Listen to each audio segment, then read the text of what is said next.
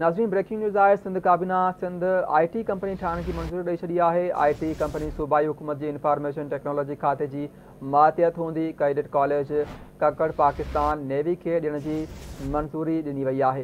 Cadet college ककड़ 104 एकड़नि ते ज़िले दादू में क़ाइमु कयो वियो आहे। वॾे वज़ीर पारां कैडेट कॉलेज में एडमिशन कमु करे रहियो आहे। जॾहिं त अहम ख़बर आहे, सिंध काबीना सिंध IT कंपनी ठाहिण जी मंज़ूरी ॾेई छॾी आहे।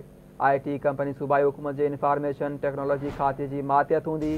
कैडेट कॉलेज ककड़ पाकिस्तान नेवी खे ॾियण जी मंज़ूरी ॾिनी वई आहे। कैडेट कॉलेज ककड़ 104 एकड़नि ते ज़िले दादू में क़ाइमु कयो वियो आहे।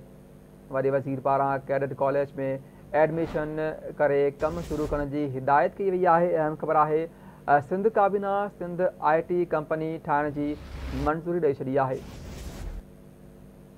IT कंपनी सूबाई हुकूमत जे इंफॉर्मेशन टेक्नोलॉजी खाते जी मातियत हूंदी। जॾहिं त कैडेट कॉलेज ककड़ पाकिस्तान नेवी खे ॾियण जी मंज़ूरी ॾिनी वई आहे। कैडेट कॉलेज ककड़ 104 एकड़नि ते ज़िले दादू में क़ाइमु कयो वियो आहे। वॾे वज़ीर पारां कैडेट कॉलेज में एडमिशन कमु करे शुरू करण जी हिदायत कई वई आहे। अहम ख़बर आहे, सिंध काबीना सिंध IT कंपनी ठाहिण जी मंज़ूरी ॾिनी आहे। IT कंपनी सूबाई हुकूमत जे इंफॉर्मेशन टेक्नोलॉजी खाते जे मातियत हूंदी। अहम ख़बर आहे, सिंध काबीना सिंध IT कंपनी ठाहिण जी मंज़ूरी ॾिनी आहे। जॾहिं त IT कंपनी सूबाई हुकूमत जे इंफॉर्मेशन टेक्नोलॉजी खाते जे मातियत हूंदी। कैडेट कॉलेज ककड़ पाकिस्तान नेवी खे ॾियण जी मंज़ूरी ॾिनी वई आहे। जॾहिं त कैडेट कॉलेज ककड़ 104 एकड़नि ते ज़िले दादू में क़ाइमु कयो वियो आहे।